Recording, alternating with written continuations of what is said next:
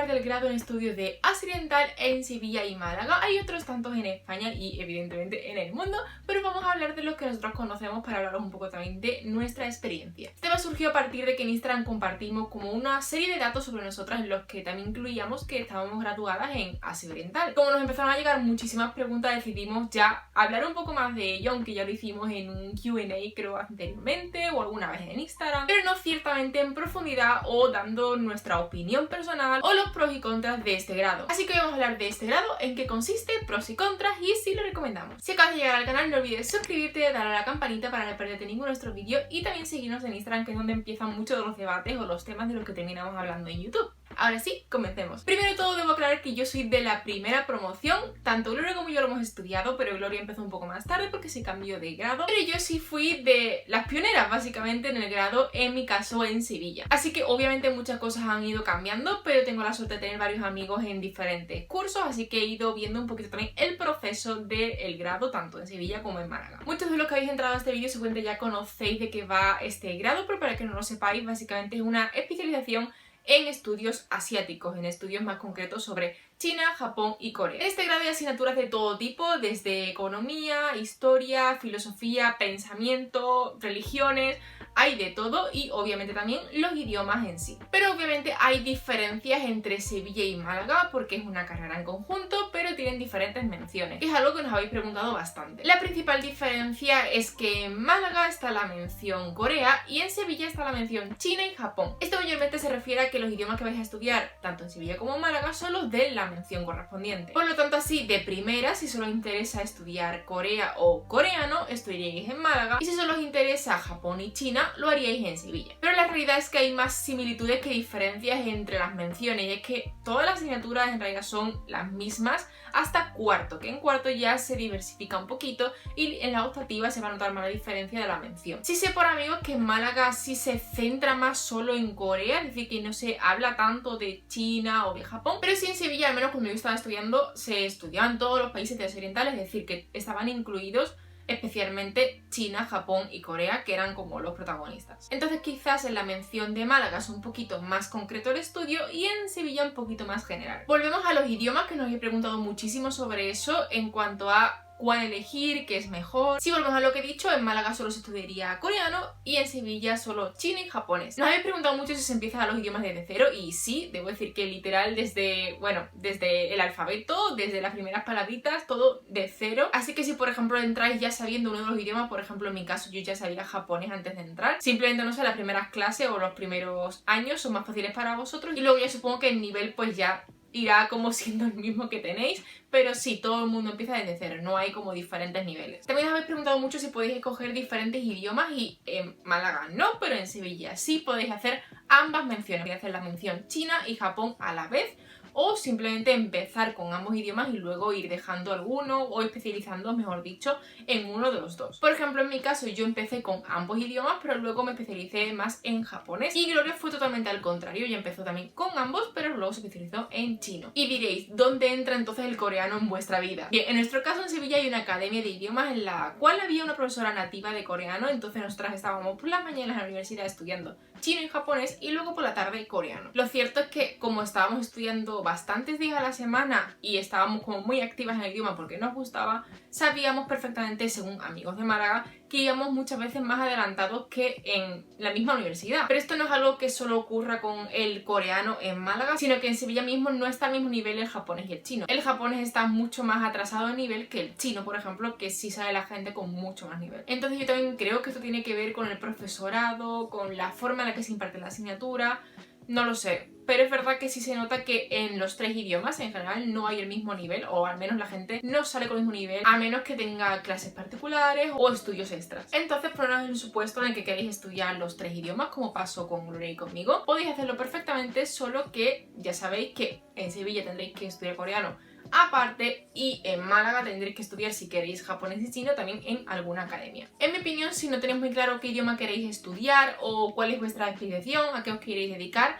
yo estudiaría los 3. Sé que esto puede sonar un poco a locura y también depende de la personalidad de la persona, pero yo creo que eso te va a beneficiar más que ser un problema. Luego ya puedes ir especializándote, pero yo creo que la base de otros idiomas es muy importante, sobre todo si estás estudiando estudios en Asia Oriental. Al fin y al cabo, conocerlo también va a abrir puertas a la cultura, conocer también, poder leer fuentes primarias, etcétera, etcétera. Así que yo creo que al final siempre ayuda bastante el saber o al menos conocer un poco de los 3 idiomas. Ya luego, como digo, incluso en nuestro caso, fuimos decantándonos, pero las dos tenemos la base en los 3 idiomas y, como digo, ayudó bastante. También habéis hecho mucho hincapié en Instagram a las preguntas sobre si es difícil, si no. Y, a ver, no creo que sea especialmente difícil, más allá de que tenéis que tener en cuenta que si vais a entrar a este grado, tenéis que trabajar mucho por vosotras mismas. Es decir, no... Hay muchas cosas que tenéis que buscaros vosotros. Al fin y al cabo es un grado todavía bastante nuevo, más en mi tiempo que la primera vez. Entonces mucha bibliografía la tienes que buscar tú crear tu propio camino, tus investigaciones y trabajar tú muchísimo. Es decir, no es como ir a otra carrera o algo y sentarte, escuchar y tomar apuntes y así como un poco pasivo, sino que tienes que ser una persona bastante activa y tener inquietudes en este mundillo. Además, en muchos casos el profesorado no está especializado. A ver, hay profesores que tienen una carrera indiscutible, tienen experiencias buenísimas, tienen muchísimos estudios, pero no son todos. Por desgracia, como son unos estudios nuevos, no hay tanta gente especializada trabajando de ello. Entonces, por ejemplo, tienes un profesor de economía y te habla de la economía en estos países, pero no es su especialización. Esto hace que tengas que tener un ojo más crítico con tus propios apuntes, buscar bibliografía extra, otras opiniones, contrastar lo que ya tienes para realmente formar una opinión o una información más exacta. También os recomiendo, antes de entrar al grado, informaros sobre este profesorado, tanto en Sevilla como en Málaga, para saber también su trayectoria y coger esas asignaturas, sobre todo en la parte ya optativa, escoger esas asignaturas porque seguro que vais a aprender. En mi caso he aprendido, por ejemplo, muchísimo con Jesús San Bernardino, con Rafael Abad o con Pedro Luengo, que son profesores buenísimos y que, como digo, sí tienen una trayectoria, unos estudios y una experiencia muy grande, pero no es el 100% del profesorado. También suena repetitivo, pero al ser nuevo no hay tanta bibliografía en español especialmente. Tenéis que estar preparados para en vuestro día a día estudiar con bibliografía en inglés directamente y también en otros idiomas, como digo, ya cuando vayáis consiguiendo más nivel en chino, japonés o coreano, porque al final va a ser lo que enriquezca vuestro estudio. Si os centráis solo en la bibliografía en español, va a ser esto y os van a cerrar muchas puertas, así que está preparado para trabajar en diferentes idiomas. Por supuesto, hacer todavía unos estudios muy de nicho, con un círculo reducido, entre comillas, va a haber muchas luchas de ego, muchas envidias, de eso ya hablamos también en Instagram, tenemos un IGTV hablando de ello, y es algo que no tiene que afectaros demasiado. Yo entiendo que depende de la persona, pero no podéis dejar que os afecte, porque al final, si sabéis coreano, habladlo. Si hay algún trabajo que queréis hacer de un tema muy concreto, hacedlo. Que no os importe tanto lo que vayan a decir o no, porque al final es vuestro camino el que tenéis que ir creando y durante los años del grado es un camino en el que os tenéis que ir especializando, es decir, no hay otra forma de hacerlo que practicando, investigando y esforzando en lo que más os entusiasme, así que no perdáis el tiempo por gente envidiosa. Obviamente os preocupa mucho las salidas laborales y sinceramente creo que a día de hoy pocas carreras, o sea, poco grado, tienen una salida así como ¡pah! Ya tu trabajo soñado, ¿no? Entonces, partiendo de este punto, pues sí hay salidas, pero tienes que seguir especializándote. Me refiero, en mi opinión, es una buena forma de comenzar. No sales con una preparación concreta, sino que tienes que especializarte. Es decir, no digo que la especialización empiece justo al terminar. Digo que durante el grado vayáis encontrando vuestra especialización y haciendo todo el tiempo trabajo sobre ello. Da igual la asignatura que sea, llevaroslo a vuestro campo. Hay muchas asignaturas que dan cabida al debate, así que podéis también aprender mucho de diferentes temas. Podéis ir ya conociendo un poco más qué es lo que os da mejor. Además, tanto en la mención de Málaga como la de Sevilla hay oportunidades de beca, de intercambio, de hacer prácticas, entonces todas estas son buenas oportunidades para ir especializándoos en lo que más os interese, sea, no sé, traducción, sea negocio, sea relaciones comerciales, sea turismo, sea lo que sea, pero vais a ir encontrando ya vuestro camino. Así que creo que el mayor consejo es que intentéis